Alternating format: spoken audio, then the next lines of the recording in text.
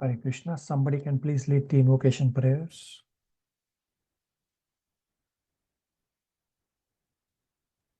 I can, Prabhu. Hare Krishna.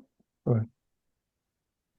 Om Ajnana Timidandasya Jnana Anjana Salakaye Chakshur Unmilitam Yena Tasmai Shri Guruve Namah Shri Chaitanya Manopistam Stapitam Yena Bhutale Swayam Rupa Kadamayam Tadati Swasadantikam Vandeham Shri Guru Shri Yudapada Kamadam Shri Guru Vaishnavam Shri Rupam Sagrajatam Sadak Sahat Gana Raghunadam Savattam Tam Sajivam Sadvaitam Savadhitam Parajana Sahitam Krishna Chaitanya Devam Sri Radha Krishna Padam Sahagana Dalita Sri Visaham Vidamsa Sri Krishna Karina Sindhu Dina Bandhu Jagatpati Gopika Gopika Kanta Radha Kanta Namostate Sapta Kanchana Gaurangi Radhe Vrindavaneshwari Vishapanu Supadevi Prananami Hare Priye Vanchakalpatarupasya sa Kripa Sindhu Evasa Patitanam Pavanabhiyo Vaishnavabhiyo Namo Namah Shri Krishna Chaitanya Prabhu Nityananda Shri Advaita Gadadhara Srivasadi Gaura Bhakta Viranda Hare Krishna Krishna Krishna Hare Hare Hare Rama Rama Rama Hare Hare Om Namo Bhagavate Vasudevaya Om Namo Bhagavate Vasudevaya Om Namo Bhagavate Vasudevaya. Hare Krishna. Thank you all for coming. So today, you will all first answer the homework questions from last class. Then we will continue from Srimad Bhagavatam, Canto 1, Chapter 7, verses 1 to 11, where the crux of our discussion today is that hearing Srimad Bhagavatam is the solution for the jiva so strongly caught by Maya. And lastly, I will answer inquiries submitted by devotees. So let's do it quickly. All of you can try to answer the questions. All of you should take turns. You anyway had many questions.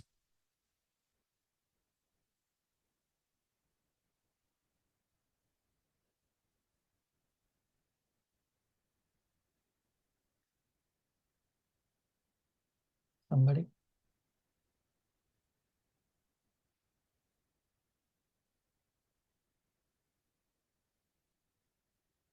Hare Krishna. Somebody quickly. Hare Krishna Prabhu. First question, describe Narada Muni's experience during meditation, verses 16 and 17. Narada Muni, he attained the bhava stage in his meditation. When his mind was transformed in the transcendental love of the Lord, tears started rolling down his eyes, and Lord Krishna appeared on the lotus of his heart. Now he attained the bhava stage, which is stage before prema, and this is experienced only with developed spiritual senses without any material things. Okay. What else?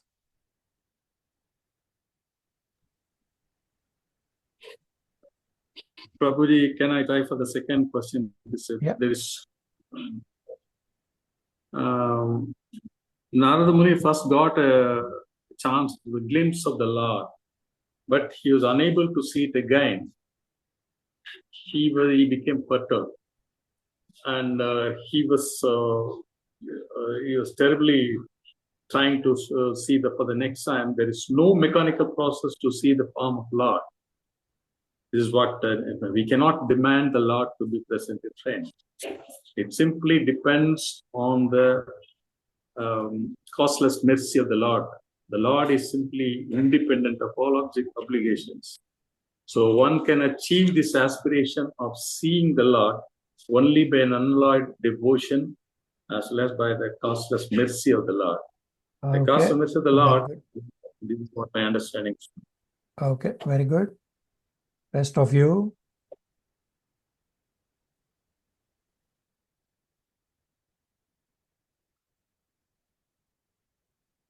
Hare Krishna. Somebody quickly.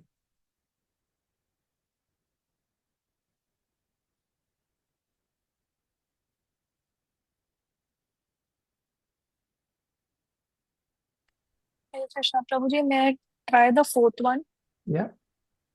The question was, why did the Lord withdraw himself from a vision of Narada? So the first point that's mentioned in the verse is that the Lord wanted Narad Muni, Srila Narad Muni, to hanker for the Lord.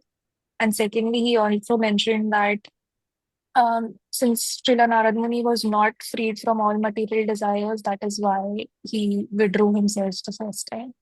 Yeah. So it's more on the hankering point that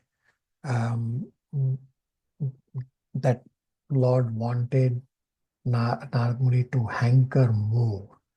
I mean, he's purified, otherwise he would have not had the darshan of the Lord. Okay. One more question, somebody quickly. Prabhu, I can go again if you permit. Yeah. Question 3. Describe Narada Muni's transcendental body and his activities. See, Narada Muni was a pure devotee. So, just as lightning and illumination occur simultaneously, see, Narada Muni simultaneously changed his material body and developed a spiritual body by the will of the Lord. His spiritual body was invested with the three qualities of eternity, freedom from the material modes, and from karma. Sri Narada Muni travels everywhere, both in the spiritual world and in the three divisions of the material world with no restrictions, constantly singing and chanting the transcendental glories of the Lord and playing his instrument Veena given by Lord Krishna. He does this to enliven all the distressed souls of the universe. Okay, very good. Okay, one more question which was outside the comfort zone, probably optional for all of you. Anybody wants to try? I mean, you all do meditation. What are you expecting when you perfect your meditation? Anybody tried?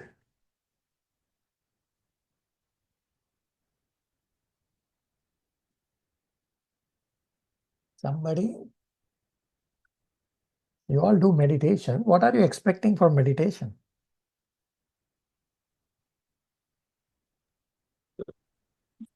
Prabhuji, we pray perfectly for the non-contamination and mind to be free from all the material aspirations, to stop Okay. that. Okay. Yes. Anybody else? What are you expecting when you perfect your meditation? Malti? Hare Krishna, Prabhu. I expect to link with Krishna. Okay. Anybody else? What else? Prabhu, hope to experience the Bhava feeling and ultimately to develop your love for God, to be untouched by anything else. Okay. Anybody else wants to try some last one? Priyanka? Probably just something different. I just felt if I'm meditating so much and if everything is dependent on Krishna, then why should I be expecting anything from a perfect meditation? Yeah, I understand. Your point is correct. But even when you perfect your meditation, something has to happen. Or what exactly are you expecting to happen? Priyanka, you want to try? Your point is correct. I fully agree with you. Based on the verses, more service and more hankering for Krishna. But that should also not be my expectation, I believe.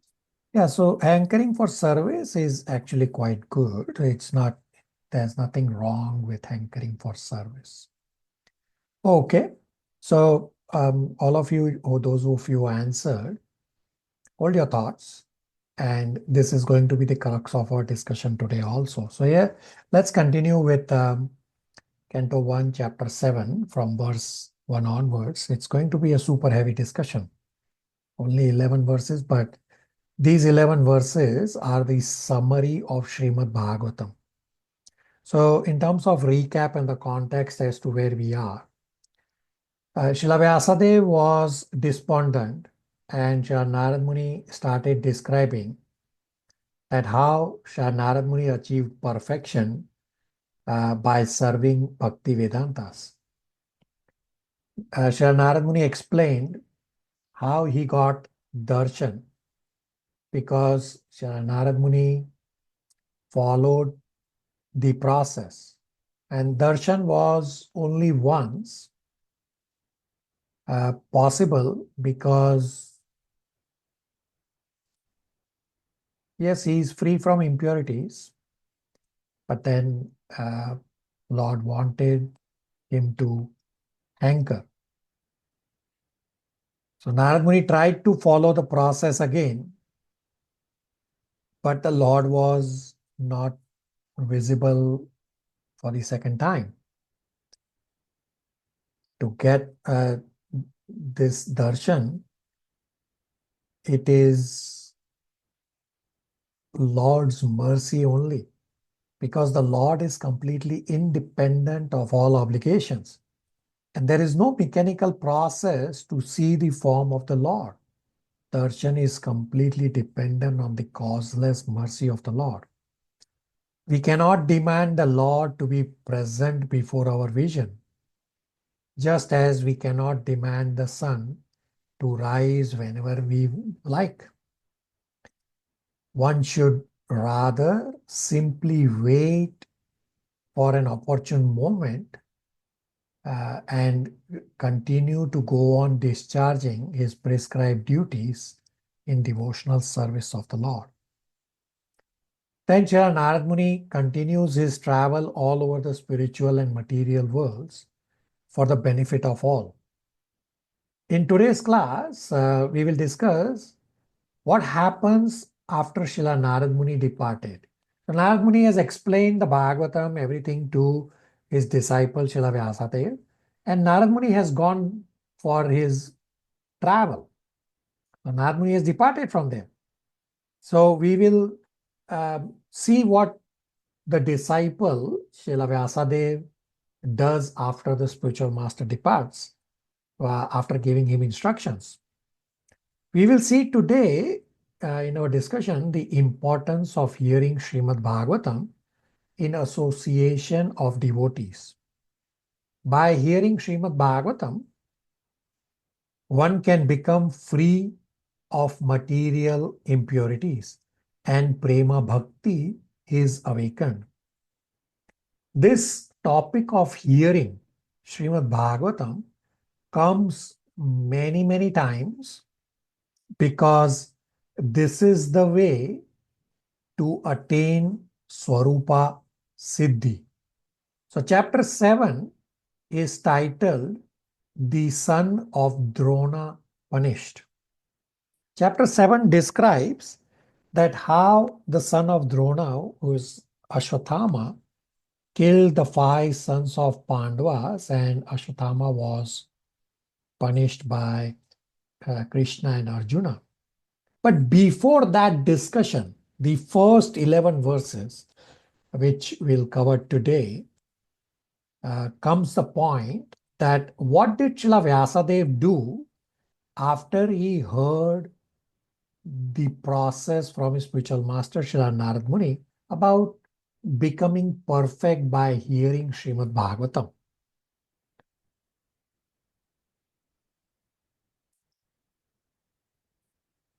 So question becomes that when you come to know the process from your spiritual master to get darshan, what will you do? So everybody or somebody wants to try to answer this question. So step into Srila Vyasadev's shoes.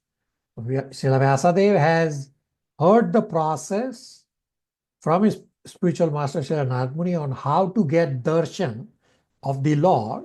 So if you also hear from your spiritual master this process, what will you do? Somebody wants to try?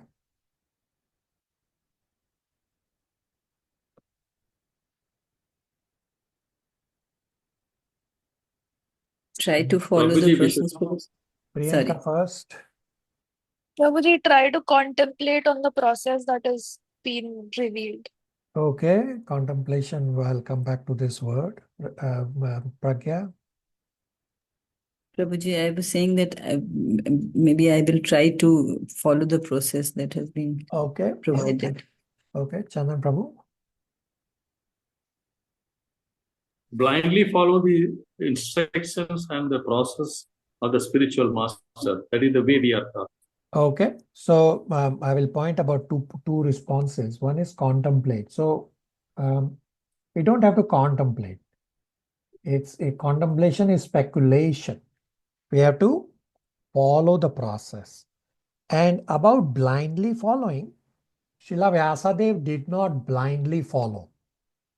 He actually inquired so many points from Srila Narad Muni that how did Srila Narad Muni become Srila Narad Muni? What all processes he followed? And he inquired so many things that what did Srila Narad Muni do after the Bhakti Vedantas went? So Srila Narad Muni did not blindly follow. And neither should any one of you blindly follow anything. Srila Prabhupada has explained this, I think it's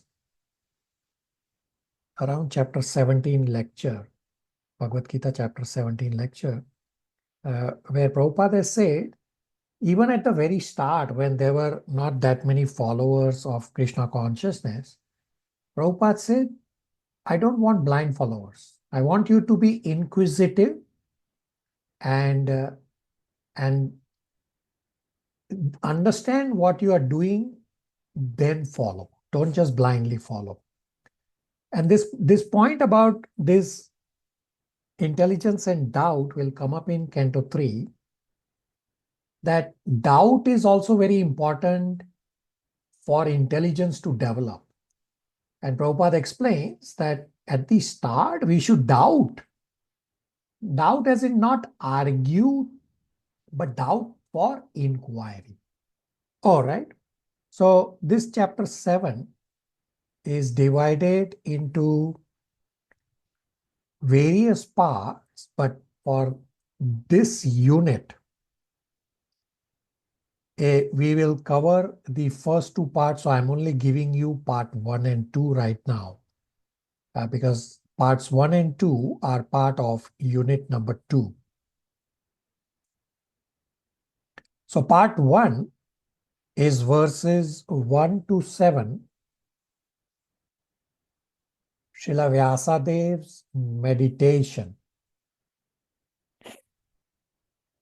Part 2 is verses 8 to 11. Srila Vyasadeva teaches Srimad Bhagavatam to Sukadev Goswami.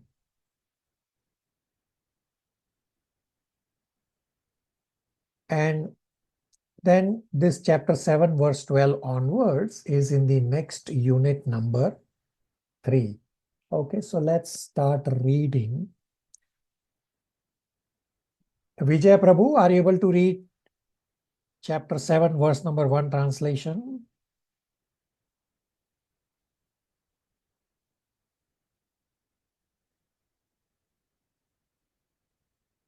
Vijay Prabhu is disconnected. Dhara. Hare Krishna Prabhu. Text 1. Rishi Shaunaka asked, O Sutta, the great and transcendently powerful Vyasadeva heard everything from Sri Narad Muni. So after Narad's departure, what did Vyasadeva do?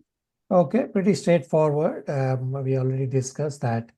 What exactly did Srila Vyasadeva do after the spiritual master left? Okay, Devya, verse number 2 translation. Hare Krishna. Translation. Sri Sutta said, on the western bank of the river Saraswati, which is intimately related with the Vedas, there is a cottage for meditation at Samyaprasa, which enlivens the transcendental activities of the sages. Okay, so in the purport, Srila Prabhupada explains that for spiritual advancement, place is important. So Srila Vyasadeva is having a tiny kuti on the banks of river Saraswati, and that's where he is sitting in meditation. So we don't have to go to forest or someplace. We can just sanctify our own place and make the temple, make the home temple, or make the home as temple, so that it becomes a place like Vrindavan. Okay, Priyanka, verse number 3 translation. Hare Krishna. In that place, Srila Vyasadeva in his own ashrama, which was surrounded by berry trees, sat down to meditate after touching water for purification. Hare Krishna.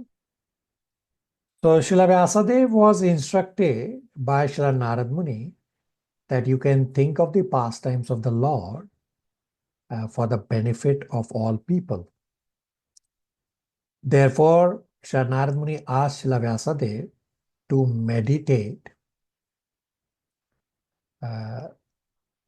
so that he can see everything. And I asked you all this question that when you meditate, what do you see, or at least what are you expecting to see? The answer is that by Bhakti Yoga, Srila Vyasadeva meditated on Krishna. Srila Vyasadeva also saw Brahman effulgence as well as Paramatma, but Srila Vyasadeva bypassed Brahman effulgence and Paramatma because Brahman effulgence and Paramatma are not complete spiritual realizations. And then we will discuss in the next few verses that in verse number 4, it explains that Srila Vyasadeva saw that Krishna is controlling all the energies. It is described in Bhagavad Gita 9.10, Maya Adhyakshena Prakriti, that this energy of material nature is working under me. So it's not just material nature alone. There are many other energies, and Srila Vyasadeva saw that also, that Krishna is controlling all the energies. Then in verse number 5, we'll discuss that Srila Vyasadeva also saw that all the jiva, all the souls in the material world identify themselves with material body. Is described in Bhagavad Gita 15.7. And Srila Vyasadeva saw that how the jiva are so strongly caught by Maya. And then in verse number 6, Srila Vyasadeva talks about the solution. Solution being Bhakti Yoga. The sufferings can be mitigated by Bhakti Yoga, which is also described in Bhagavad Gita 6.47. So I described that these 11 verses in the purports, many of the lines, you can link it to many of the verses in various scriptures, starting with Bhagavad Gita. This is a very, very heavy section and summary of entire Srimad Bhagavatam. So now these next set of verses are very heavy, and these next set of verses are summary of entire Srimad Bhagavatam. And as you read, as we discuss, and when you will read the entire purports also, try to link with Bhagavad Gita verses. I will briefly describe this summary before we read the verses. So the summary of Srimad Bhagavatam is that Krishna is the eternal, original Supreme Personality of Godhead. He is a person. External energy as Prakriti and internal spiritual energy are working under his direction. As parts and parcels of Krishna,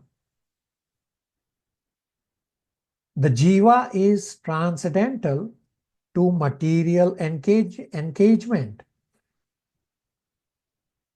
But jiva misunderstands himself as one of the material products, meaning consider himself as body, because of illusion. So the root cause of suffering for the jiva is that jiva is illusioned by external energy. Krishna, as the affectionate father, does not want his children to be chastised by material energy. But the illusory material energy has taken up this thankless task of keeping the forgotten souls under bewilderment. So Maya Devi is actually a pure devotee. And Maya Devi actually does not like to hurt any souls. But she is given this service to keep the individual souls bewildered. Therefore, it says directly in Srimad Bhagavatam, we'll read today, that Maya Devi has taken this thankless task of keeping the forgotten souls under bewilderment. The remedial solution is to surrender to God and to do devotional service. And Krishna himself descends to regenerate devotional service. Hearing Krishna's glories from realized souls is the process to revive the dormant natural love for Krishna. This revival of the dormant love for Krishna does not depend on any mechanical process, but is dependent on Krishna's mercy. Srimad Bhagavatam is the summum bonum remedy for the suffering humanity. One can perfectly realize the absolute truth, personality of Godhead only by the process of devotional service. And then one can enter the kingdom of God by such perfect knowledge. Brahman realization and Paramatma realizations are not complete realizations of absolute truth, and these do not permit anyone to enter the kingdom of God. Therefore, Srila Vyasadeva bypassed Brahman effulgence and Paramatma. So the impersonal Brahman effulgence is also an emanation from the absolute personality of Godhead, Sri Krishna. This is described in Bhagavad Gita 14.27. The absolute truth is mentioned as eternal and original Purusha, a person. Devotional service is the function of internal energy. Wherever there is this internal energy, the spiritual energy, there is no place for inferior material energy, just as there is no place for darkness in the effulgence of spiritual light. So this statement that wherever there is internal energy, there is no place for inferior energy. If you pick up Prabhupada's Back to Godhead magazine, it's right there at the very top. This statement is there on every single Back to Godhead magazine. Okay, let's read verse number 4. Pragya.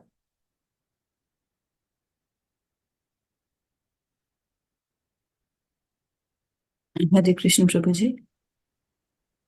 Text 4.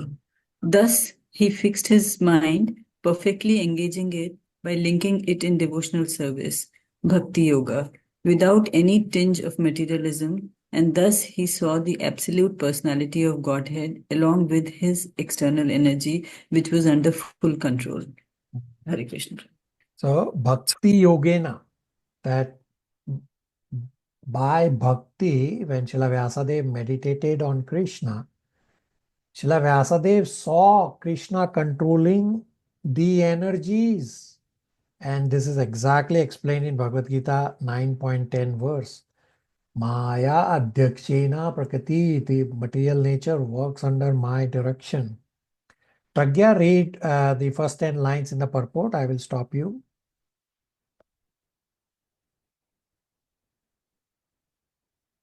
Krishna Prabhuji. Perfect vision of the absolute truth is possible only by the linking process of devotional service. This is also confirmed in the Bhagavad Gita. One can perfectly realize the absolute truth, personality of Godhead, only by the process of devotional service, and one can enter into the kingdom of God by such perfect knowledge. Imperfect realization of the absolute by the partial approach or the impersonal Brahman or localized Paramatma does not permit anyone to enter into the kingdom of God. Sri Narada advised Srila Vasudeva to become absorbed in transcendental meditation on the personality of Godhead and his activities. Srila Vyasadeva did not take notice of the effulgence of Brahman because that is not absolute vision. The absolute vision is the personality of Godhead, as it is confirmed in the Bhagavad Gita. Vasudeva Sarvam Iti. In the Okay. Upanishad. Hare Krishna. So, the perfect vision is by the linking process of devotional service. So some of you did answer that you will connect with the Lord when you meditate. Yes, so that is also correct. So Srila Vyasadeva bypassed Brahman effulgence and Paramatma because these are not full realizations. And till we realize the perfection of Lord, we cannot enter kingdom of God. So Brahman effulgence and Paramatma realizations are not perfect realizations, and even if somebody attains Brahman realization or Paramatma realization, then he will still not be able to enter the kingdom of God. Pragya, continue rest of the purport.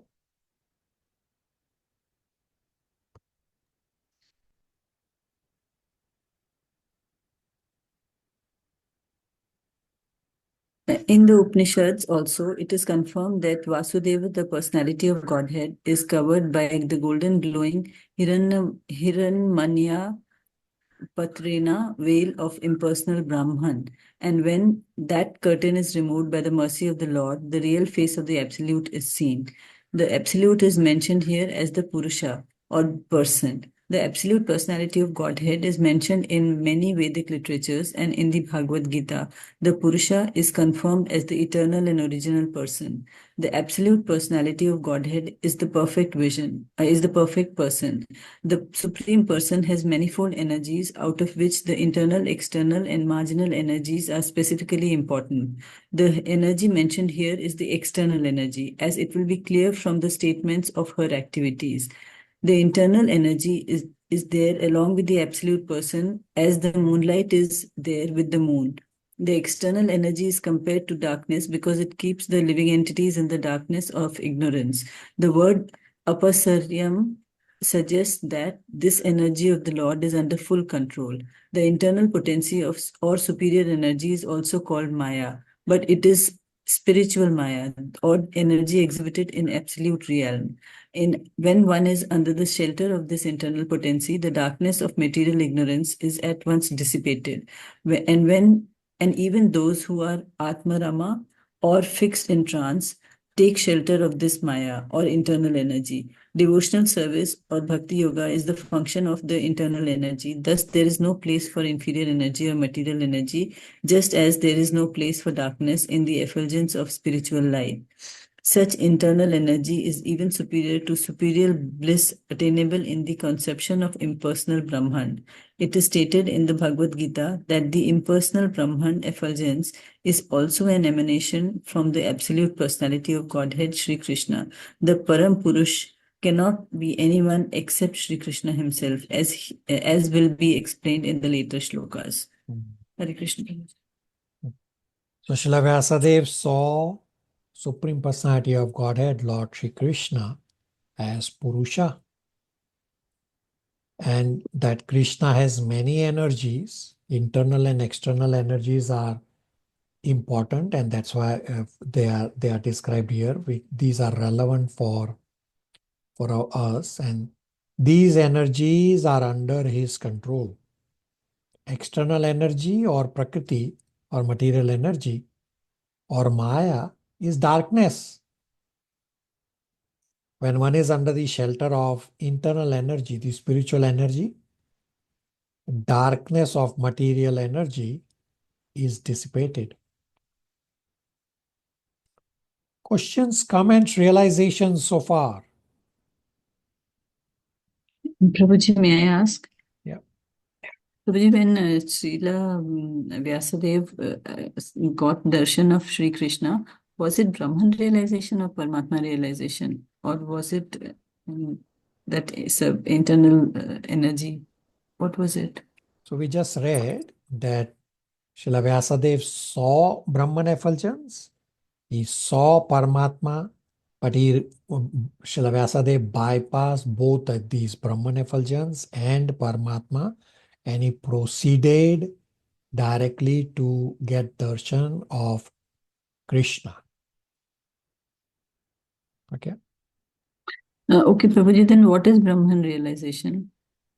So Brahman Or realization, I've shown you visuals that Brahman realization is a very big space. It's an impersonal realization of absolute truth, that it's a very big space where there are lots of planets also, and it's a very bright light. We read one of this word in the purport, Hiranmayena Patrena, and this comes directly from Shishopanishad. I think it should be mantra number 17 or 18, should be 17, where the devotee says, remove this bright light.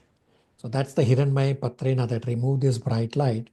So this Brahman effulgence is a very bright light and is a dividing line between material and spiritual world. And this bright light does not let the devotee see through to spiritual world. Therefore, in Shishopanishad, the devotee prays that remove this bright light so I can see your dazzling face. So, Brahman effulgence is an impersonal aspect of absolute truth. Pragya? okay, Prabhuji, this Brahman is Brahman. It's not Brahmand. It's not Brahman. No, no. Okay. No. Okay. Brahmand means our universe. Yes, Prabhuji. Brahman effulgence is spiritual realization, just a lower spiritual realization. Pragya, clear? Okay, yes, Prabhuji, thank you. Nitya?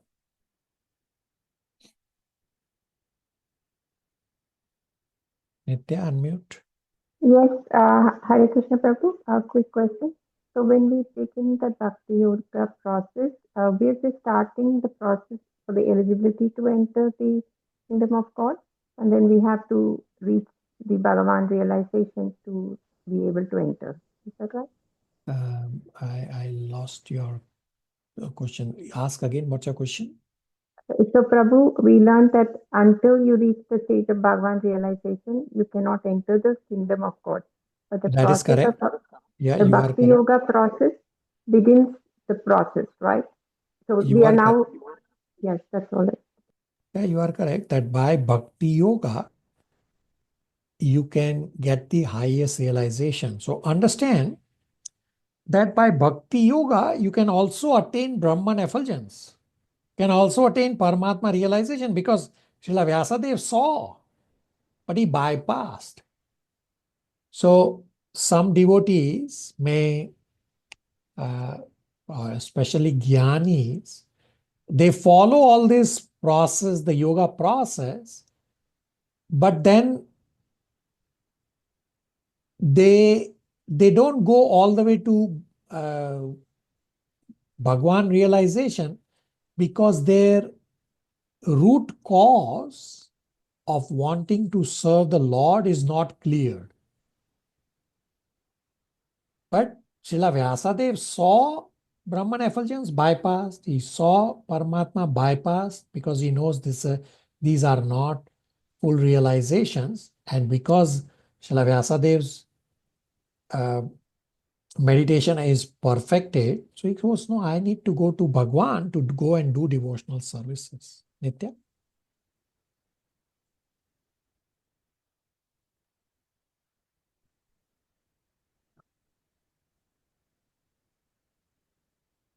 Nitya? Yes, Prabhu, thank you. So there's a question posted in the chat that why did Krishna create so many ways to know him, such as Brahman effulgence, Paramatma realization, and meditation, when meditating on his personal form is the supreme? So it's the desire of various yogis that they don't want the highest realization. So they want, for example, Jnana yogis, they don't want to be entangled in the material world, but they are not at the highest level of serving the Lord. So they need some in-between space, and for them, Brahman effulgence is created. So there are various processes. Bhagavad Gita is giving you various paths, as well as telling you that Bhakti Yoga is the highest and easier path compared to others. So you have to use your free will properly so that you can choose the Bhakti Yoga. It's a matter of choosing. Krishna does not interfere with our free will. And therefore, he has said, here are your options. Whatever you want to choose is up to you. Does that answer the question? Yes, Prabhuji. Thank you. Tara? So, Prabhuji, meditation here means doing Hare Krishna Mahamantra, or is it completely different? Yeah, that is so. In Kali Yuga, the meditation is by chanting the Hare Krishna Mahamantra. You are correct. Okay. And it was mentioned that if you realize the Bhagwan realization, then you go to Godhead. So that is just one of the ways to go to Godhead, not the only way. Bhakti Yoga is the only way to go back to Godhead. So, Dara, you have not yet attended the yoga ladder class in batch 6 and 7, which is coming up very soon in chapter 6, Okay. where we'll discuss this. That also assume an apartment building with say 5 floors. So Gyan Yoga can take you up to floor number 3 and it stops there. Paramatma realization can take you up to floor number 4 and it stops there. Floor number 5 is Bhagwan realization. Only Bhakti Yoga can take you there. So Gyan Yoga, you are climbing stairs and the stairs end at floor number 3. And if you have to go to floor number 5, which is the highest floor, then you have to take the elevator, means you have to take the Bhakti Yoga process.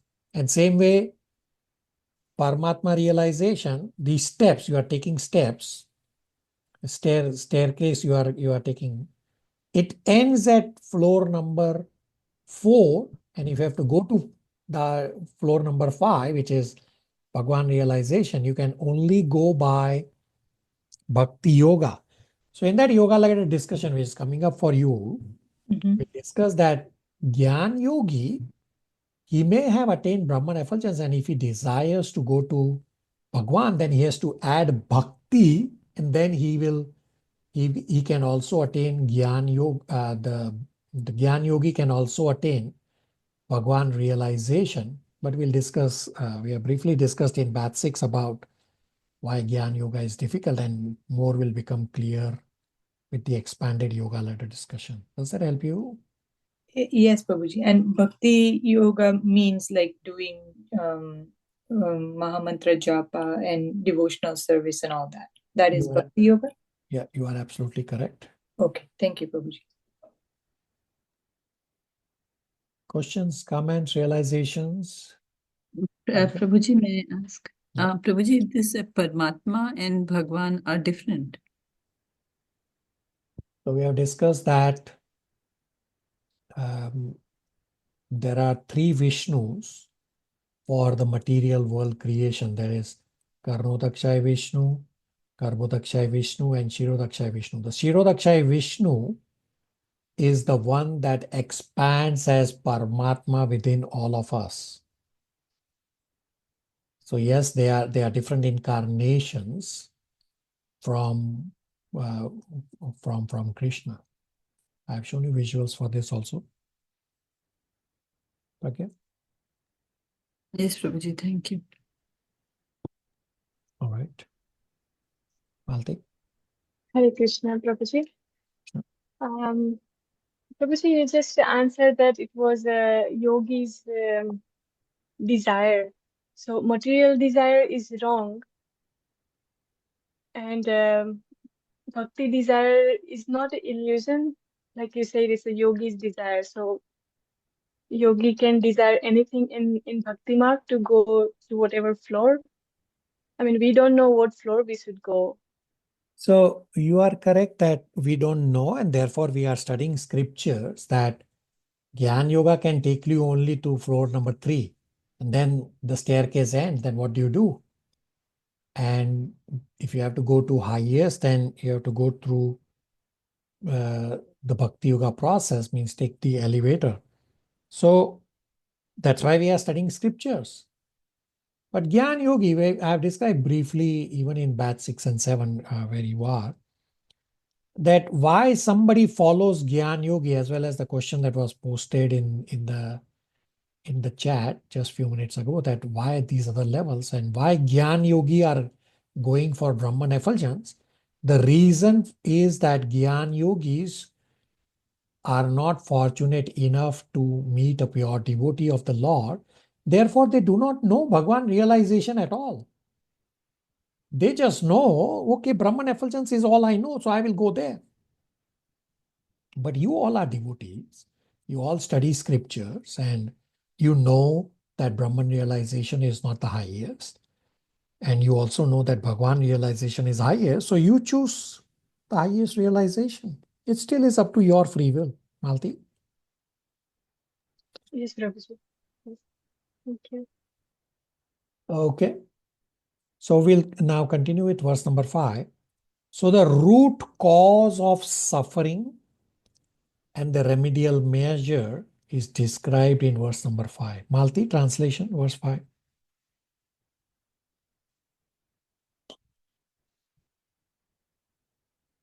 Due to this external energy is living entity also transcendental with the three modes of material nature. Think of himself as the material product and thus undergoes the reaction of material miseries. Hare Krishna.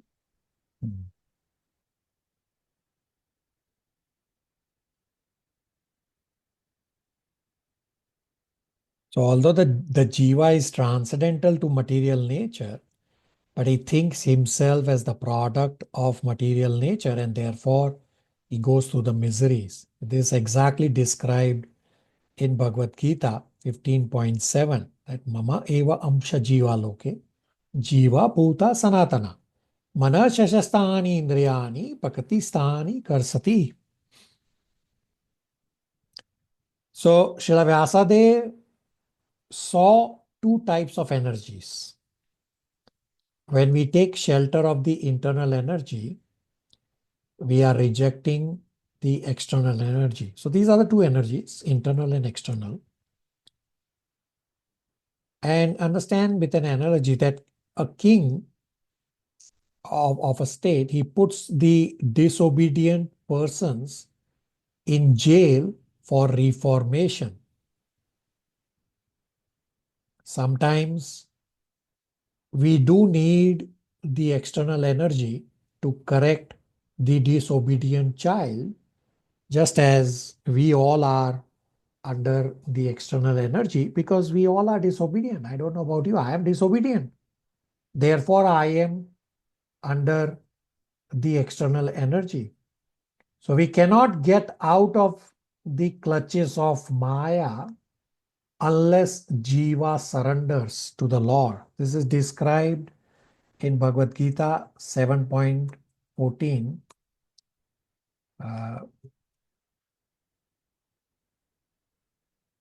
The process that, okay, we are caught in Maya. So what is the process to get out? Krishna says in 7.14, Daivi hai aisa gunamai, mama maya durate, that this is my energy and it is insurmountable. And then he gives the solution also in 7.14. Maam eva ye prapadyante, mayam etam tarantite. That as one surrenders, he can very easily cross over the insurmountable material energy as if it's just a calf's hoof print. So Biva, the jiva, is bewildered by external energy. Again, this described in 3.27. Vimudhatma karta ahamiti manyate. So what does 3.27 say? Anybody wants to recite 3.27 Bhagavad Gita? I can try, Prabhu. Yeah.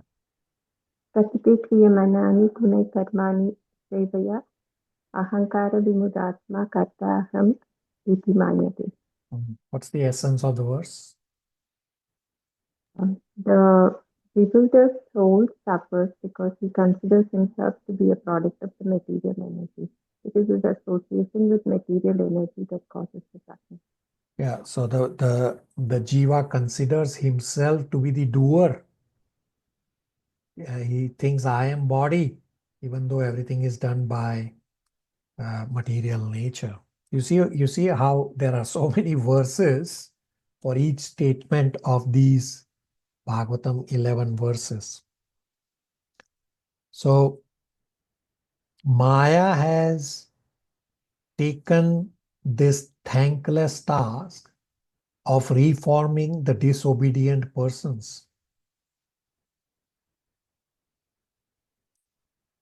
So the king may come visit a prison to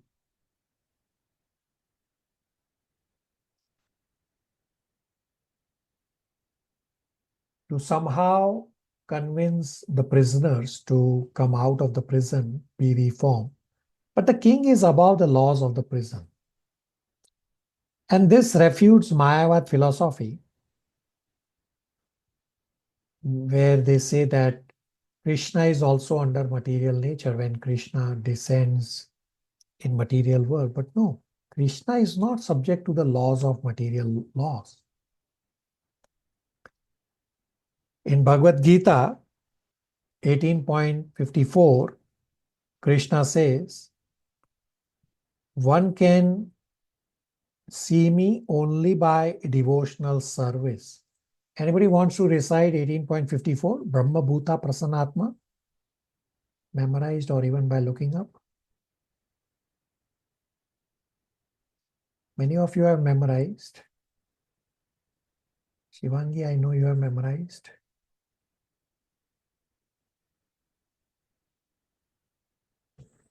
Prabhuji, may I? Go ahead, Pragya. Brahma Bhuta Prasannatma na shochati na kankshati samah sarveshu bhuteshu madbhaktim labhate param. Shivangi, you want to try also? Me, Prabhuji? Yeah. Okay. Brahma Bhuta Prasannatma Naso Jatinaka. Oh, sorry, it's the wrong one. Sorry. Bhaktya Mamapi No, Janati. 1854, you are correct. Oh, okay, sorry. Brahma Bhuta Prasannatma Naso Jatinakangshati Sama Sarveshu Bhuteshu Madbhaktim Nabhate Param. Shivangi has memorized so many. She was also reciting the next 1855 in the Bhaktya Mama Vijanati. Both are talking of the same point, that you can see the Lord only by devotional service. So Srila Vyasadeva saw the jivas suffering. Srila Vyasadeva could see devotional service as the solution. All this is what Srila Vyasadeva is seeing from his meditation. That's why I gave you this optional question to think about. So Lord is giving instructions how to become free from clutches of Maya. It is by doing devotional services. Now, Krishna should not be accused for material energy being used for reformation. You have a choice. The miseries can be mitigated by the linking process.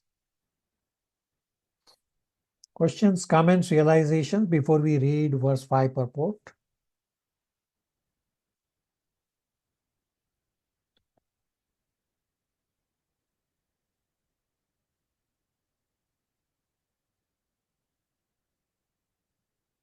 Okay, Malti, read verse 5 purport, paragraph number 1 is a long paragraph. Hare Krishna.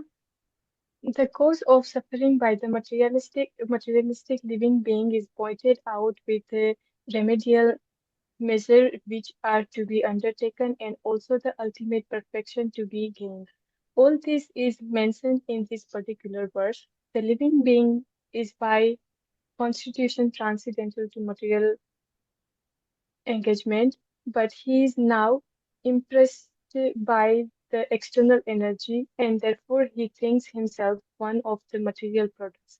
And due to this unholy contact, the pure spiritual energy suffer material misery under the mode of material nature. The living entity misunderstands himself to be material product. This means the present perverted by way of thinking, feeling, and willing under material condition is not nature of for him, but he has a normal way of thinking, feeling, and willing. The living being is in his original state, not without thinking, willing, and feeling power. It is also confirmed in the Bhagavad Gita that the actual knowledge of the conditioned soul is now covered by the science. Thus, the theory that the living being is absolute impersonal Brahman is refuted herein. Thus, cannot be because the living entity has his own way of thinking in his original unconditional state also. The present conditional state is due to the influence of the external energy, which means that the illusory energy takes the initiative while the Supreme Lord is aloof. The Lord does not desire that living being be illusioned by the external energy. The external energy is aware of this fact, but still she accepts the thankless task of keeping the forgotten soul under illusion by her bewildered influence. The Lord does not interfere with the task of illusory energy because such performance of the illusory energy are also necessary for reformation of the conditioned soul. An affectionate father does not like his children to be chastised by another agent. Yet he put his disobedient children under the custody of several men just to bring them to order, but the all affectionate Almighty Father at the same time desires relief for the conditioned soul, relief from the clutches of the illusory energy. The keeping put the disobedient citizens within the wall of the jail, but sometimes the king, desiring the prisoners' relief, personally goes there the pledge for reformation, and on his doing so, the prisoners are set free. Similarly, the Supreme Lord descends from his kingdom upon the kingdom of illusory energy and personally give relief in the form of the Bhagavad Gita, wherein he personally suggests that although the ways of illusory energy are very stiff to overcome, One who surrender unto the lotus feet of the Lord is set free by the order of the Supreme. This surrendering process is the remedial measure for the getting relief from the bewildered way of illusory energy. The suffering process is completed by the influence of association. The Lord has suggested, therefore, that the influence of the speeches of saintly persons who have actually realized the supreme conditioned soul are engaged in his transcendental loving service. I lost. They get a taste for hearing about the Lord, and by such hearing only are they gradually elevated to the platform of respect, devotion, and attachment for the Lord. The whole things of completed by the surrendering process. Hearing also the same suggestion is made by the Lord in his incarnation of Vyasadeva. This means that the conditioned souls are being reclaimed by the Lord both ways, namely by the process of punishment by the external energy of the Lord, and by himself as the spiritual master within and without. Within the heart of every living being, the Lord himself as the super soul, Paramatma becomes the spiritual master, and from without he becomes the spiritual master in the shape of scriptures, saint, and the initiator spiritual master. This is still more explicitly explained in the next sloka. Okay, little longer paragraph, but important paragraph, therefore we are reading. Any questions, comments, realizations?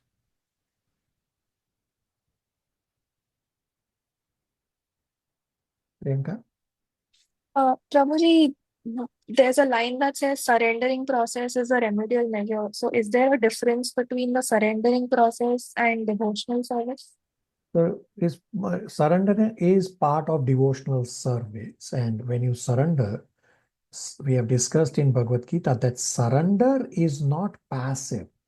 Surrender is active. So when you surrender, what are you doing? You will go and do devotional services. So surrender is a part of your devotional service process. Priyanka? Yes, Prabhuji, makes sense. Hare Krishna. Okay. Let's read paragraph number 2, the same verse number 5. Matan Prabhu, paragraph number 2. Hare Krishna. Personal superintendence of the illusory energy is confirmed in the Veda, the Kena Upanishad, in relation to the demigod's controlling power. Herein also it is clearly stated that the living entity is controlled by the external energy in a personal capacity. The living being, thus subject to control of the external energy, is differently situated. It is clear, however, from the present statement of Bhagavatam that the same external energy is situated in the inferior position before the personality of Godhead, or the perfect being. The perfect being, or the Lord, cannot be approached even by illusory energy, who can only work on the living entities. Therefore, it is sheer imagination that the Supreme Lord is illusioned by the illusory energy and thus becomes a living being. If the living being and the Lord were in the same category, then it would have been quite possible for Vyasadeva to see it, and there would have been no question of material distress on the part of the illusion being, for the Supreme Being is fully cognizant. So there are so many unscrupulous imaginations on the part of the monist to endeavor to put both the Lord and the living being in the same category. Had the Lord and the living being been the same, then Srila Sukadeva Goswami would not have taken the trouble to describe the transcendental pastimes of the Lord, for they would all be manifestations of the illusory energy. Srimad Bhagavatam is the summum bonum remedy for suffering humanity in the clutches of the Maya. Srila Vyasadeva, therefore, first of all, diagnose the actual disease of the conditioned souls, i.e., they are being illusioned by the external energy. He also saw the perfect supreme being from whom the illusory energy is far removed, though he saw both the disease conditioned souls and also the cause of the disease. And the remedial measures are suggested in the next verse. Both the Supreme Personality of Godhead and the living being are undoubtedly qualitatively one, but the Lord is the control of the illusory energy, whereas the living entity is controlled by the illusory energy. Thus, the Lord and the living being simultaneously one and different. Another point is distinct herein that external relation between the Lord and the living being is transcendental. Otherwise, the Lord would not have taken the trouble to reclaim the conditioned souls from the clutches of Maya.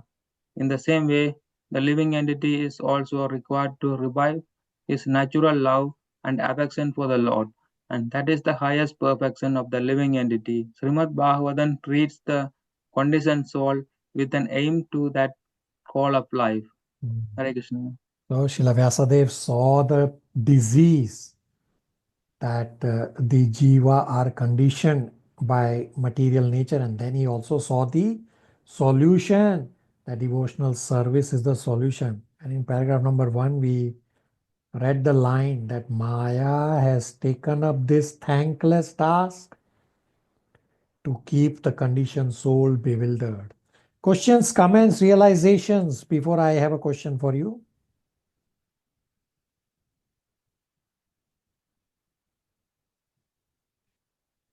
Hare Krishna, Prabhuji. Malti, go ahead, Hare Krishna. Beginner devotees put their effort to learn scripture and trying to connect with God. Then why God don't help and just stay away from the Maya? I mean, why he don't help us? He does help you. If you take one step towards Krishna, he takes 10 steps towards you. But he does not interfere with your free will. So yes, he gives you the instructions and guidance. He sends spiritual masters. But he still wants you to use your free will properly. So love cannot be artificial. You cannot tell someone, okay, love me now. No, that has to come naturally. That's what the situation is. That Krishna says, okay, here's the situation that you are conditioned. Here's your solution. Now you use your free will and choose what you want to do. And even to Arjuna, Krishna did not say, okay, now do this fight. No, read 18.73 Bhagavad Gita, Malti. Read 18.73 Bhagavad Gita, translation. 18.7. Sorry, not 73. Hold on. Should be 63. Hold on, let me tell you. Okay. Yeah, 63, not 73, 63. 18.63. Thus, I have explained to you knowledge still more confidential. Deliberate on this fully and then do what you wish to do. Right, so do what you wish to do. That's what Lord is telling us through Arjuna, that I have explained the whole Bhagavad Gita. Now, The scriptures are already so hard. Bhakti Marg is so hard. And in addition, there is Maya. So it's more difficult. so your point that Bhakti Marg is difficult, read 8.14. What has Krishna said about Bhakti Marg? 8.14. Yeah.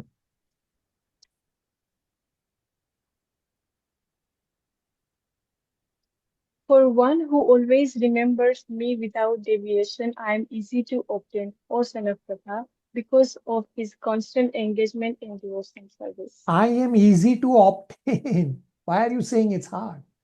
So what is hard is our conditioning is very hard. So you are absolutely correct, and we will soon read that Srila Vyasadeva actually saw this, that what Malti is just describing. Srila Vyasadeva exactly saw this, that how jiva are so stringently caught by Maya. And therefore, what Srila Vyasadeva does is coming up very soon. What Srila Vyasadeva has done for all of us, coming up very soon. Basically, he expanded Srimad Bhagavatam discussion even more. Not new verses, he made it Srimad Bhagavatam even more clearer. So your point that Bhakti Marg is hard, it's not hard. Comparatively, it's easier. So all spiritual paths are hard, no doubt about it. But compared to all paths, Bhakti Yoga path is easier, and not only easier, Bhakti Yoga path is the only path that grants you the highest realization of Bhagwan realization. The other paths, meaning Jnana Yoga, Ashtanga Yoga, or even just a normal Karma Yoga, not only the paths are difficult, but even if you accomplish or perfect in those paths, you still don't attain the highest realization. Malti? Yes, Professor. Thank you. Everybody on the same page? Questions, comments, realizations? So here's a question for all of you.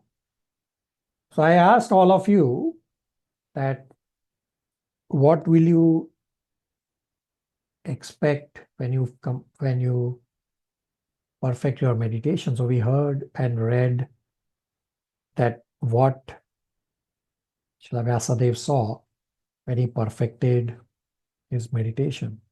So here's a question for you all. So Srila Narad Muni told Srila Vyasadeva to meditate. So why is Srila Vyasadeva seeing all these things? Why isn't he just seeing Krishna? Somebody wants to try? We have actually covered this in one verse is there direct for this. Anybody wants to try? Why is Srila Vyasadeva seeing not just Krishna, but he's seeing everything like Krishna, Brahman effulgence, Paramatma, all these energies, jiva suffering. Why is Vyasadeva seeing all this? Somebody wants to try? Prabhu, I can try. Yeah. So that he can give us the solution for this whole thing. As Srimad Bhagavatam, can you create it on this? Okay, very good. One point is correct, that so that solution can come out. Yes, we'll discuss this very soon. Yeah. Chandran Prabhu, Shivangi.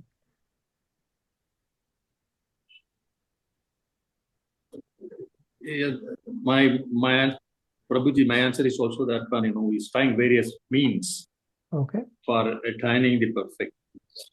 Okay. Shivangi wanted to say something. Same thing, Prabhuji. So we can write Srimad Bhagavatam and explain Okay. the situation of the conditions. Okay. Pragya? I was thinking from the other side that I think Krishna was taking him through this process, and he wanted him to have that realization so that it increases his desire to hanker for him.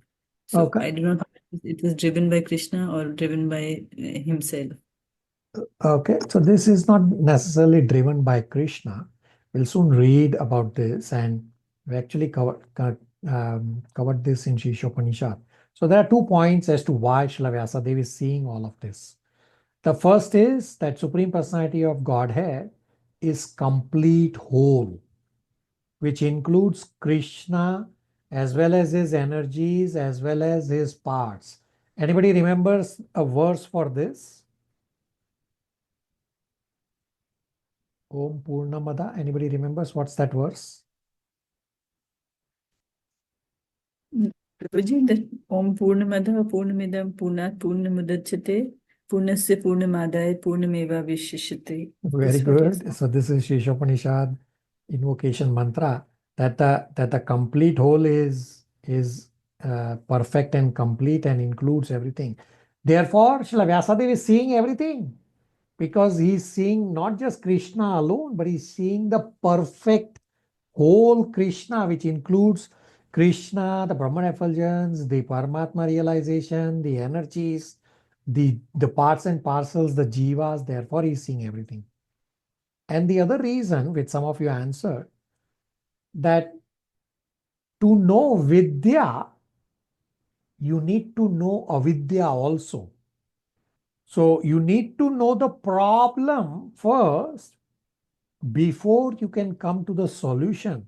So doctor needs to first know the disease, then he can give a prescription and a solution to you. Therefore, Srila Vyasadeva is seeing the problem that the jivas are caught in material entanglement, and therefore he first sees the problem and then he also sees the solution also. So solution is internal energy anyway. So everybody on the same page? Questions, comments, realizations?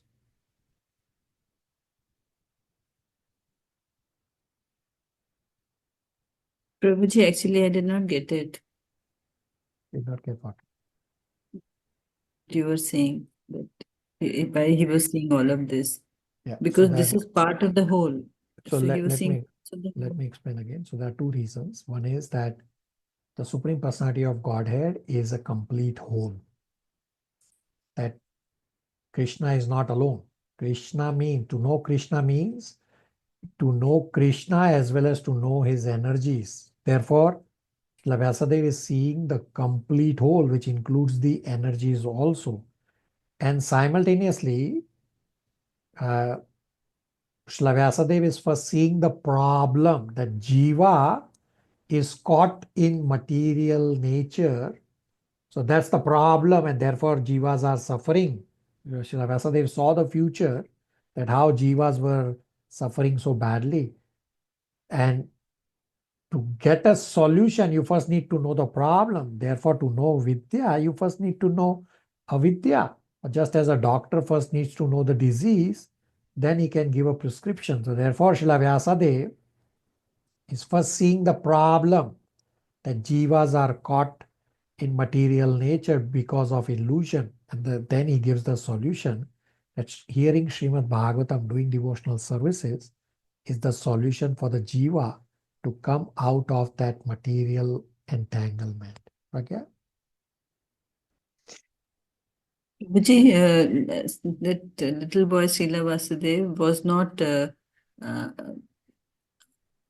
Vasudev, sorry.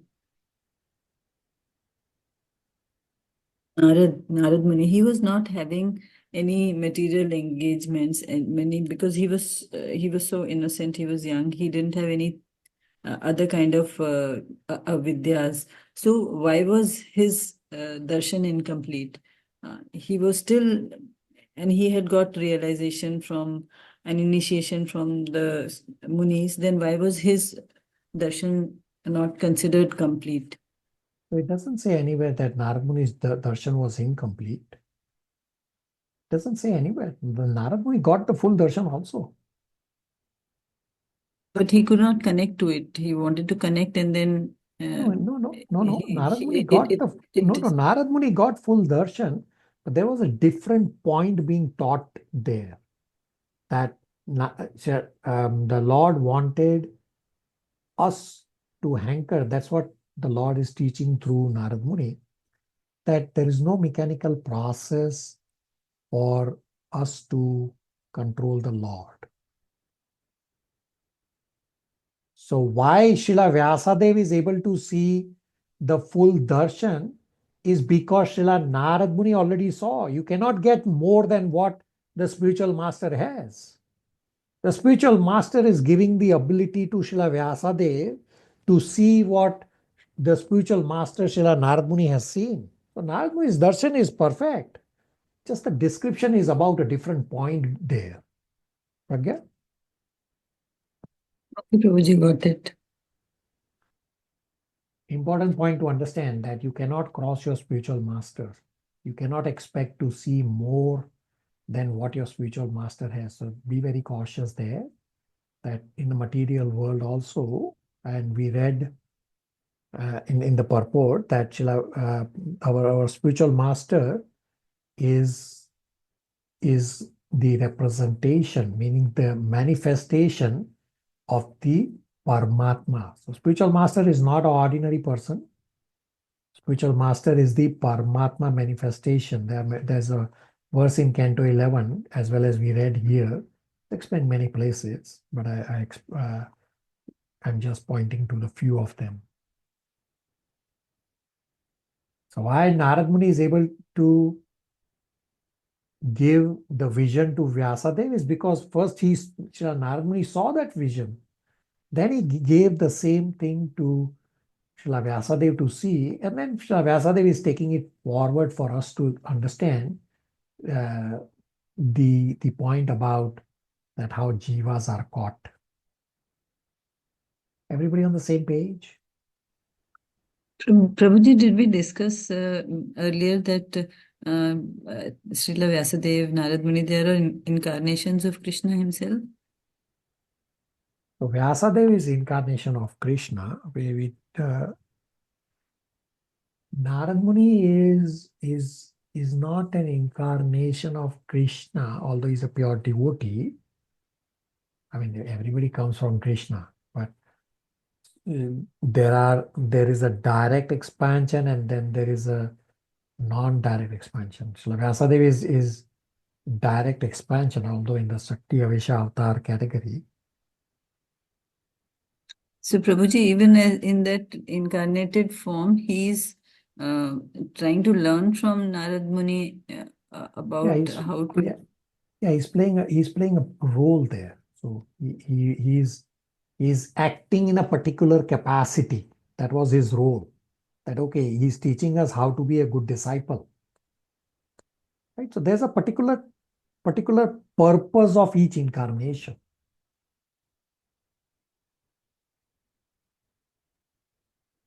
Thank you.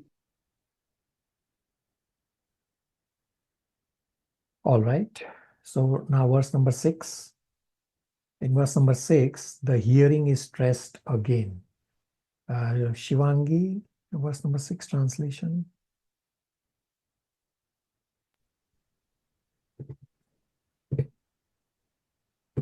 Hare Krishna. Text 6. The material miseries of the living entity, which are superfluous to him, can be directly mitigated by the linking process of devotional service. But the mass of people do not know this, and therefore the learned Vyasadeva compiled this Vedic literature, which is in relation to the Supreme Truth. Okay, purport, faster pace. Srila Vyasadeva saw the all-perfect personality of Godhead. This statement suggests that the complete unit of the personality of Godhead includes his parts and parcels also. He saw therefore his different energies, namely the internal energy, the marginal energy, and the external energy.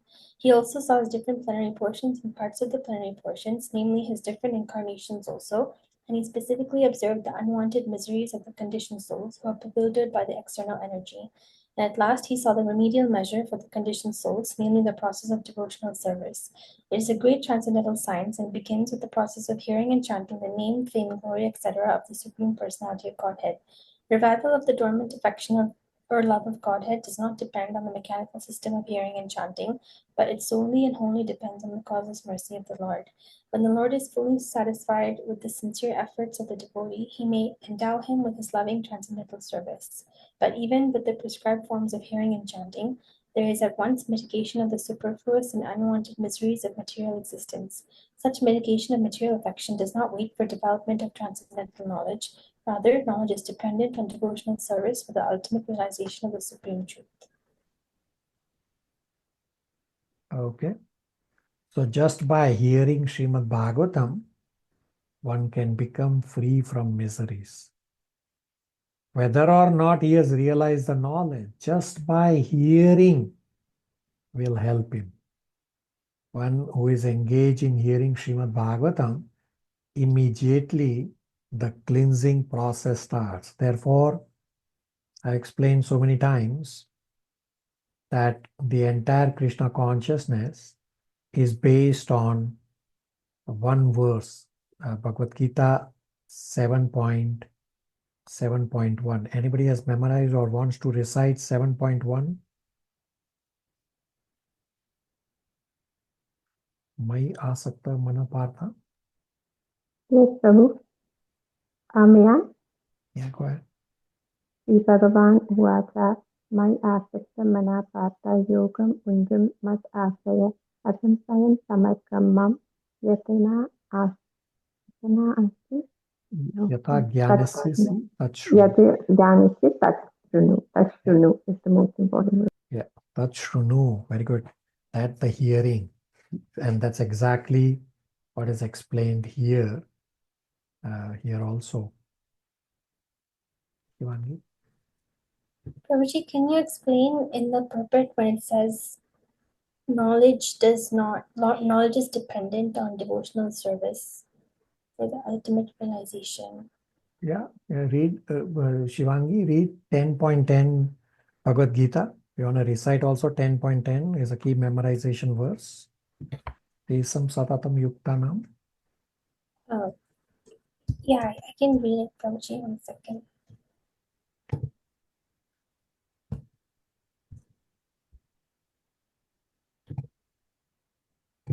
Tesham satatayuktanam bhajatam pritipurvakam tadami buddhiyogam tam yena mamupayanti te. To those who are constantly devoted to serving me with love, I give the understanding by which they can come to me. Right? Tadami buddhi yogam tam. That those who are devoted to serving me with love, I give the understanding. That's what Krishna is saying. So the knowledge is dependent on Krishna. We have discussed this multiple times, that what does intelligence mean? The highest level of intelligence is Bhagavad Gita 10.10, when Krishna gives you the intelligence by which you can come to me, come to Krishna. When Krishna gives this intelligence, it exactly says in 10.10 also that bhajatam priti purvakam. Those who are doing devotional, bhajatam is devotional, those who are doing devotional service with priti purvakam, with love and devotion. Ivangi, does that answer? Yes, but I thought knowledge also meant it's like the realized knowledge, like not the book knowledge, but like the practical Yeah, he knowledge. gives you both. And we have discussed this in Bhagavad Gita 18.76-77, where Sanjaya says that I have understood this knowledge by the mercy of my spiritual master, who is Srila Vyasadeva, is the spiritual master of Sanjaya. So why Sanjaya was able to hear and understand? It's not just hearing. To understand also, that's realization. That also comes by the mercy of spiritual master. Okay, thank you, Prabhuji. Okay, so let's summarize as to what all Srila Vyasadeva saw. First, he saw the Supreme Personality of Godhead is a person. Then he saw his so many energies are under the control of the Lord. He saw the conditioned soul being illusioned by the external material energy. Material miseries can be directly mitigated by devotional service is also what Srila Vyasadeva saw. And the prescription, meaning the solution, is coming up in the next two verses, verse number 7 and 8.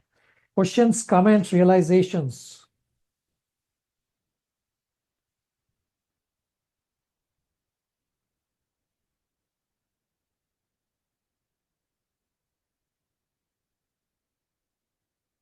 So in verse number 7, the Prabhupada states, what happens when one hears? The importance of the sadhana of hearing is stressed. And the key word is Shruya Mama Ayam, means simply by oral reception. Nitya, verse 7 translation.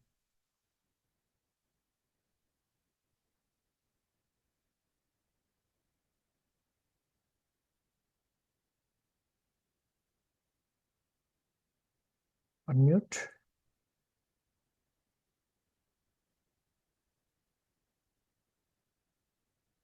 Dipanshu Prabhu. Sorry, Prabhu. Sorry, I had a technical difficulty. Sorry. Text 7.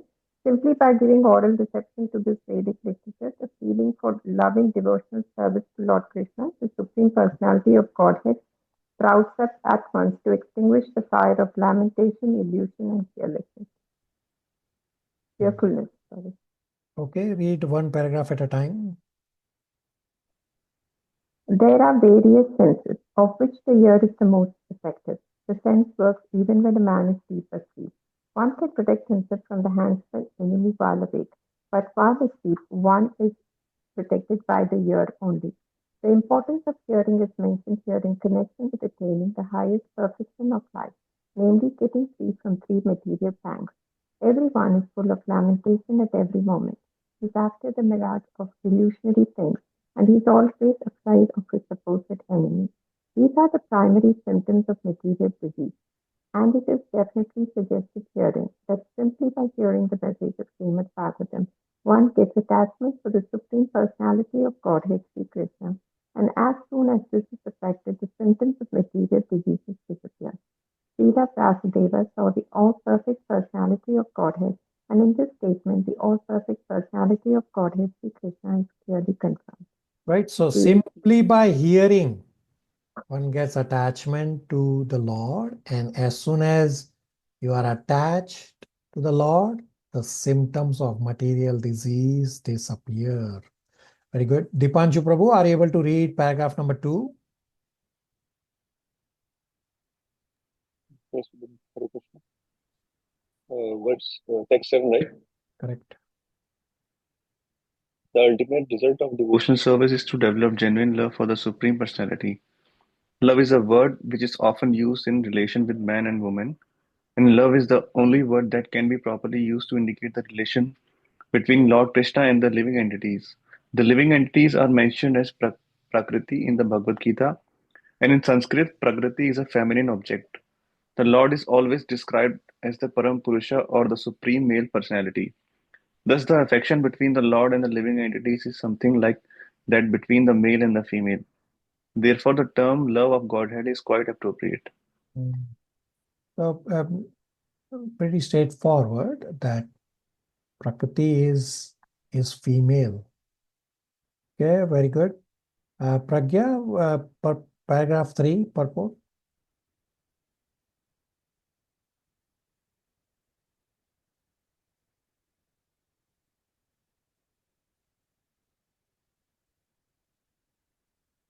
Hare Krishna Prabhuji. Loving devotional service to the Lord begins with hearing about the Lord. There is no difference sorry, between the Lord and the subject matter heard about him. The Lord is absolute in all respects, and thus there is no difference between him and the subject matter heard about him. Therefore, hearing about him means immediate contact with him by the process of vibrations of transcendental sound. And the transcendental sound is so effective that it acts at once by removing all material affections mentioned above. As mentioned before, a living entity develops a sort of complexity by material association, and the illusory engagement of the material body is accepted as an actual fact. Under such false complexity, the living beings under different categories of life become illusioned in different ways.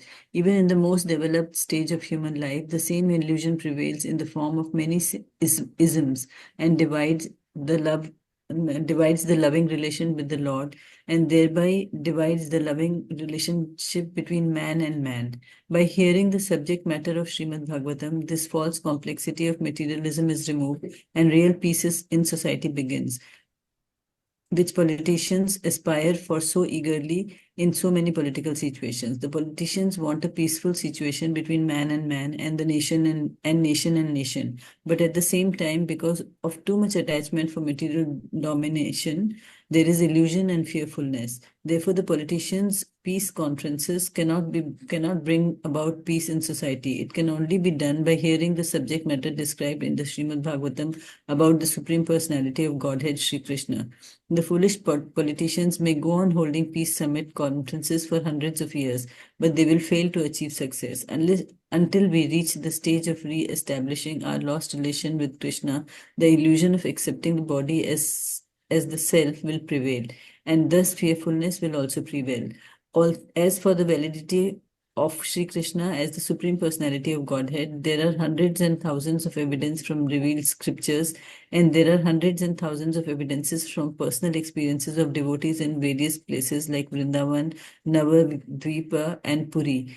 Even in Kaumudi dictionary, the synonym of Krishna are given as the son of Yashoda and the Supreme Personality of Godhead, Parabrahma. The conclusion is that simply by hearing Vedic literature, Srimad Bhagavatam, one can have direct connection with the Supreme Personality of Godhead, Sri Krishna, and thereby one can attain the highest perfection of life by transcending worldly miseries, illusion, and fearfulness. These are practical tests for one who has actually given a submissive hearing to the readings of Srimad Bhagavatam. Hare Krishna, Prabhuji. The last couple of lines. The conclusion is that simply by hearing Srimad Bhagavatam, one can have direct connection with the Lord Shri Krishna, and thereby one can attain highest perfection of life by transcending worldly miseries, illusion, and fearfulness. These are the practical tests for one who has actually given a submissive hearing to readings of Srimad Bhagavatam. Questions, comments, realizations?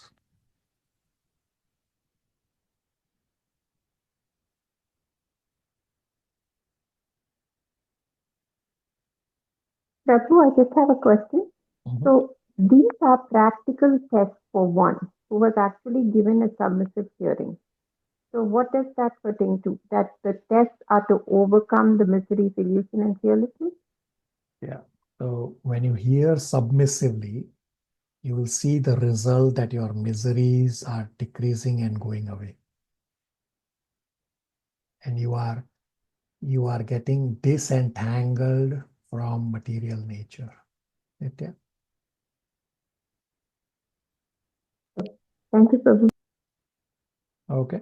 So now part 2 is verses 8 to 11. Title is Srila Vyasadeva teaches Srimad Bhagavatam to Sukadeva Goswami. I think everyone has read. Am I correct? Did everybody read today? Anybody left out?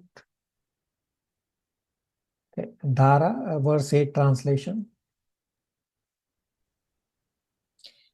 Verse 8. The great sage Vyasadeva, after compiling the Srimad Bhagavatam and revisiting it, taught it to his own son, Sri Sukadeva Goswami, who was already engaged in self-realization.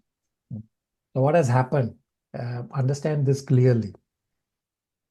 So Srila Vyasadeva got the inspiration and guidance from Srila Narad Muni to write Srimad Bhagavatam. Srila Vyasadeva wrote down Srimad Bhagavatam. Then Srila Vyasadeva started his meditation when he perfected the meditation and saw Krishna, his energies, and jiva caught and the solution.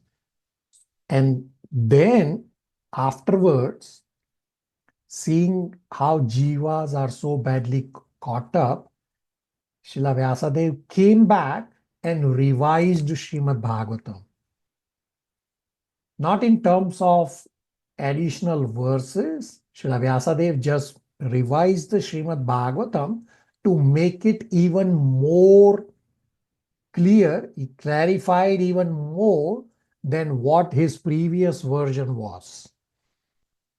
So we'll soon read. Prabhupada will explain this. So previous version, before he started his meditation, his previous version was little shorter version of Srimad Bhagavatam. Shorter as in the 18,000 verses were 18,000. The explanation or the purports were little shorter. But as a merciful as Srila Vyasadeva is, he saw that jivas are so badly caught, just as we were discussing with Malti a few minutes ago.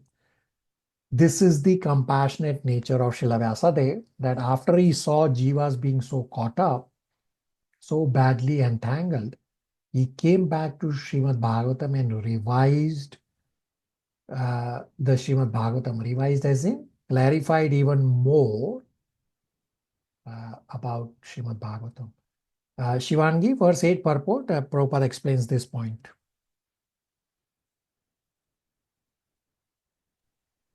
Srimad Bhagavatam is the natural commentation on the Brahma Sutras compiled by the same author. This Brahma Sutra or Vedanta Sutra is meant for those who are already engaged in self-realization. Srimad Bhagavatam is so made that one becomes at once engaged in the path of self-realization simply by hearing the topics. Although it is especially meant for the Paramahamsas or those who are totally engaged in self-realization, it works into the depths of the heart of those who are worldly men. Worldly men are all engaged in sense gratification, but even such men will find in this Vedic literature a remedial measure for their material desires. Shukadeva Goswami was a liberated soul from the very beginning of his birth, and his father taught him Srimad Bhagavatam. Amongst mundane scholars, there is some diversity of opinion as to the date of compilation of Srimad Bhagavatam. It is, however, certain from the text of the Bhagavatam that it was compiled before the disappearance of King Parikshit and after the departure of Lord Krishna. When Maharaja Parikshit was ruling the world as the king of Bharatavarsha, he chastised the personality of Kali. According to real scriptures and astrological calculation, the age of Kali is in its 5,000th year. Therefore, Srimad Bhagavatam was compiled not less than 5,000 years ago. Mahabharata was compiled before Srimad Bhagavatam, and the Puranas were compiled before Mahabharata. That is an estimation of the date of compilation of the different Vedic literatures. The synopsis of Srimad Bhagavatam was given before the detailed description under instruction of Narada. Srimad Bhagavatam is the science for following the path of Nivritti Marga. The path of Pravritti Marga was condemned by Narada. That path is the natural inclination for all conditioned souls. The theme of Srimad Bhagavatam is the cure of the materialistic disease of the human being, or stopping completely the pangs of material existence. So towards the end, Prabhupada says, the synopsis of Srimad Bhagavatam was given before, and then the detailed description was given under the instruction of Srila Narad Muni.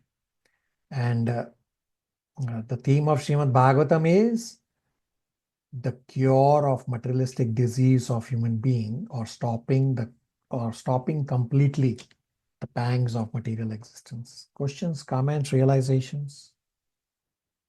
Okay. Prabhuji just wanted to know whether the purports of Srimad Bhagavatam are written by Srila Vasudev himself, or it is by Srila Prabhupada?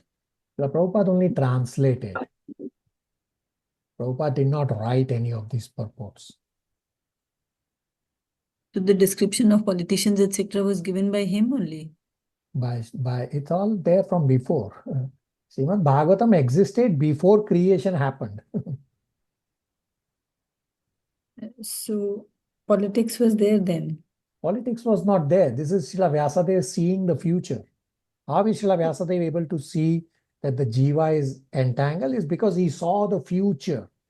Therefore, he's saying all these politicians, all this mess going on in future, devotional service is the solution. Okay, Prabhuji, thank you.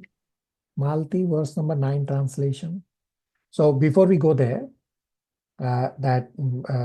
this is actually explained by Vishwanath Chakravarti Thakur, that Srila Vyasadeva had originally compiled Srimad Bhagavatam in a short form, and then Srila Vyasadeva expanded the glorification of Krishna when Srila Vyasadeva saw that how jivas are bewildered. So the version that we have right now, that we are reading right now, is the expanded version of Srimad Bhagavatam. Nitya? Prabhu, just answer the question, Prabhu. Malti, verse number 9 translation. Hare Krishna, verse 9. The voice is very soft, we cannot hear you. Prabhuji, I connect to my laptop. Okay. Is it better now? Yeah.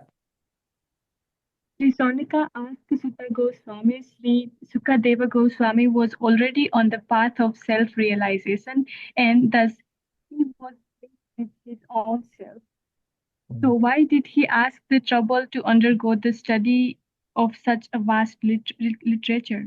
So Sri Shona Goswami is asking a question that Sukadeva Goswami is already self-realized, then why did he take up the study of Srimad Bhagavatam? And in verse number 9 purport, the last line, Prabhupada writes that Srimad Bhagavatam is postgraduate study even for the Atmarams. Therefore, Sukadeva Goswami took up the study because Srimad Bhagavatam is relishable and attractive even for the Atmaram. Okay.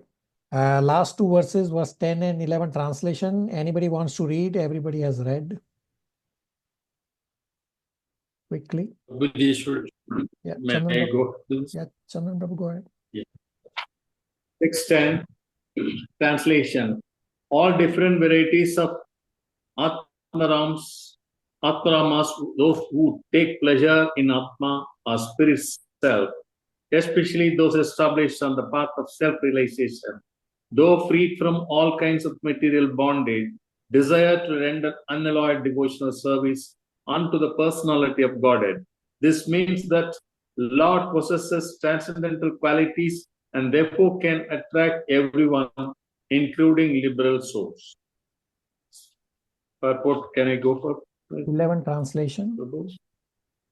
11 translation. Srila Sukadeva Goswami, son of Srila Vyasadeva, was not only transcendentally powerful, he was also very dear to the devotees of the Lord.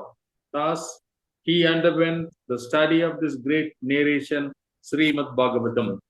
Hare Krishna. So these are the glories of Krishna and Srimad Bhagavatam, that even Atmaram can get attracted to reading and hearing Srimad Bhagavatam. Plus, this also proves that the quality of the pastimes of the Lord has nothing to do with material affinity. Questions, comments, realizations. Thus, we have completed unit number 2 up to Canto 1, Chapter 7, verse number 11.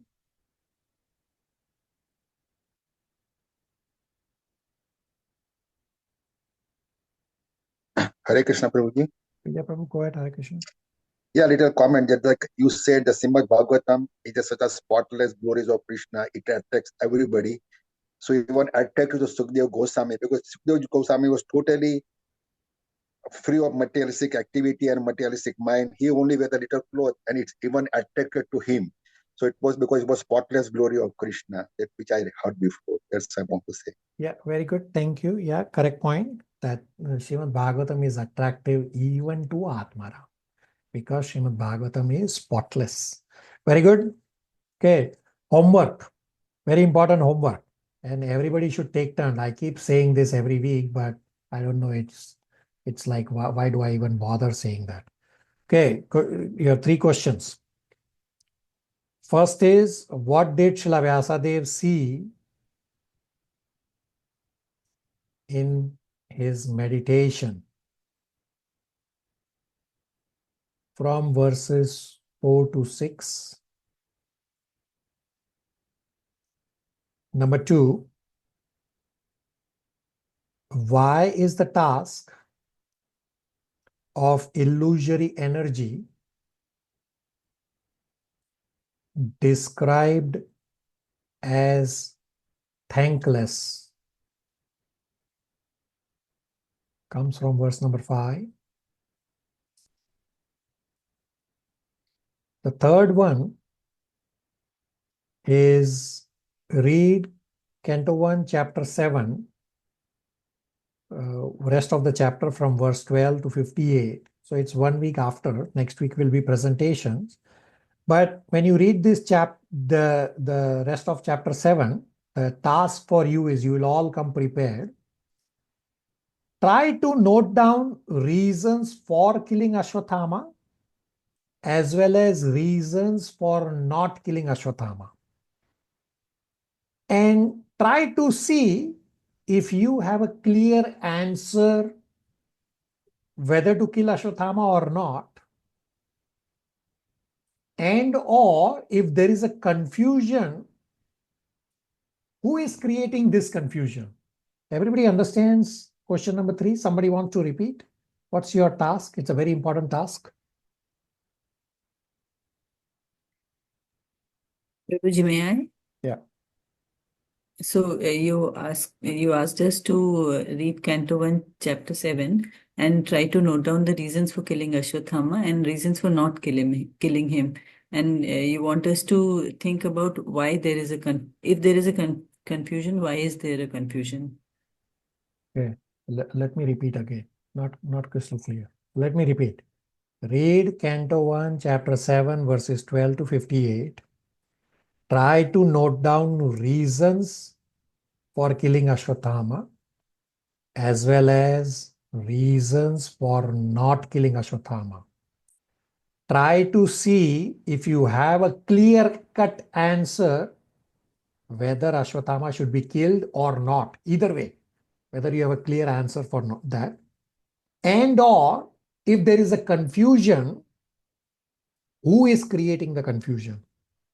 Everybody now clear? Somebody wants to repeat again?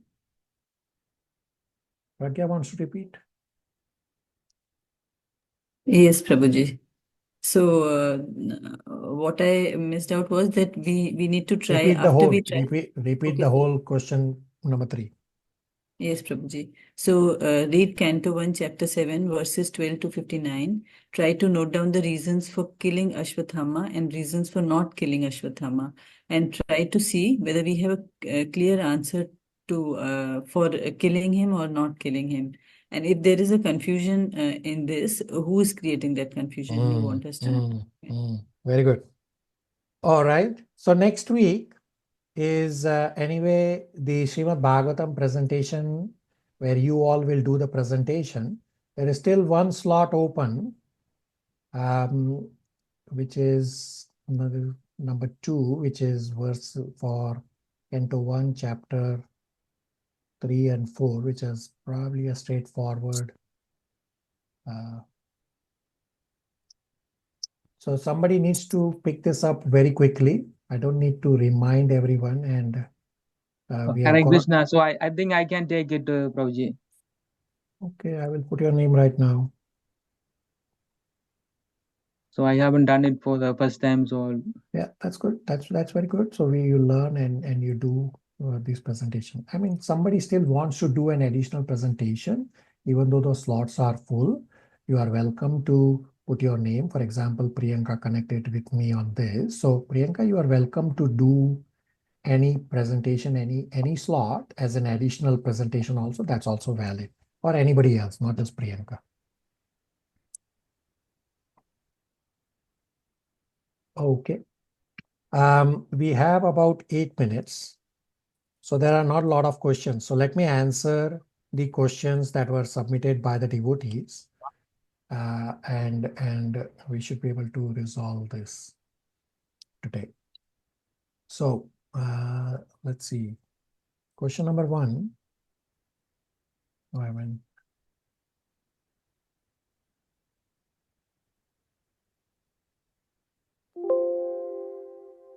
We start over again.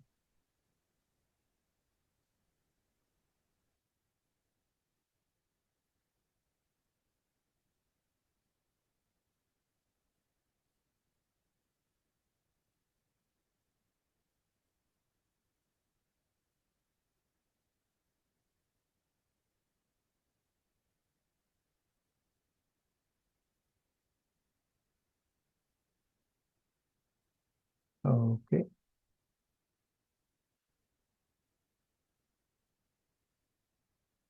So question number 1 is the initial faith one starts with a cumulative result of all spiritual endeavors in past lives? Yes, initial faith is past spiritual endeavor, agyat sukruti, karma, inclination on which mode we associate it with as a dominant mode. Okay. Question number 2. What is the ideal daily activity time for devotees for activities like sleeping, waking up, etc.? So Krishna has explained in Bhagavad Gita 6.16 and 17 to regulate sleep and eating. The purpose is to regulate, because without regulation, there is no scope for yoga. So ideal for devotees is to wake up early and do chanting, reading, other devotional service during the Brahma Muhurta period. The Brahma Muhurta period is about 1.5 hours before sunrise and will vary according to each location. Now, some may be working night shifts. Therefore, for such devotees, they have to regulate that they wake up around the same time and do their devotional services, the activities as soon as possible or around the same time, so that there is some regulation. The point here is regulation. Now, all these rules and regulations are not carved in stone. You have to apply according to time, place, and circumstances. And understand that I am under the stringent grip of the modes. Therefore, even if I may have regulation for a day or two or few days or months, this regulation is bound to be disturbed because of the interference with the modes. We have discussed this in Canto 1, Chapter 2, that as you progress on the path of spirituality, you go above the control of the modes, then you will be able to perform unbroken, undisturbed devotional service. So the question says, what's the ideal daily activity? Well, you have to come to doing devotional service 24 hours. I said 24 hours, which includes your sleeping also. But right now you regulate. If you are not at the level of 24 hours, start by regulating, and what regulation works for you will vary according to time, place, and circumstances. Does that answer the question?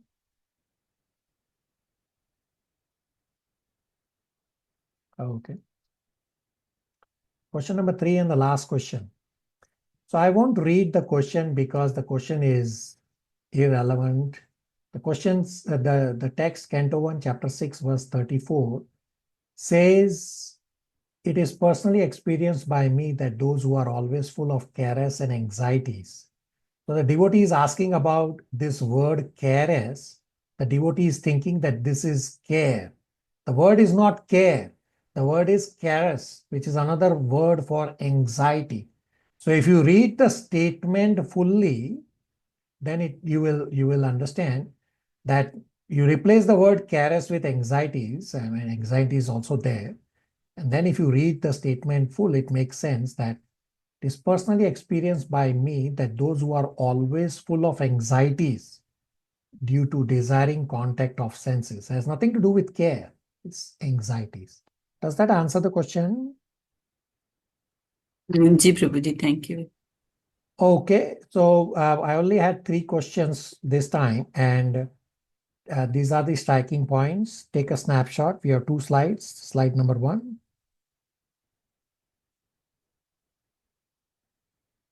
And slide number 2.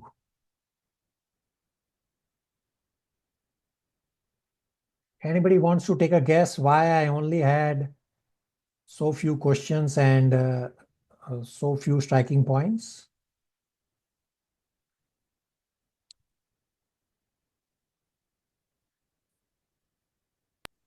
Probably because of the holidays and people are caught up with other things. Peter, people are caught up in Maya, exactly what Vyasadev saw. Anyway, that is your business. I have anyway said enough. We are bang at 9 o'clock here in Toronto time. Any questions, comments, realizations? Next week, you all will be doing your presentations. And then the following week, we'll continue with Unit 3, where you will come prepared with that very important question number 3 that I gave today for reading Canto 1, Chapter 7. Everybody on the same page? Yes, Prabhuji. Are we okay to stop here? Yes, Prabhuji. Hare Krishna ji, Hare Krishna. Hare Krishna. Krishna. everyone. Sabko, Hare Krishna. Hare Krishna.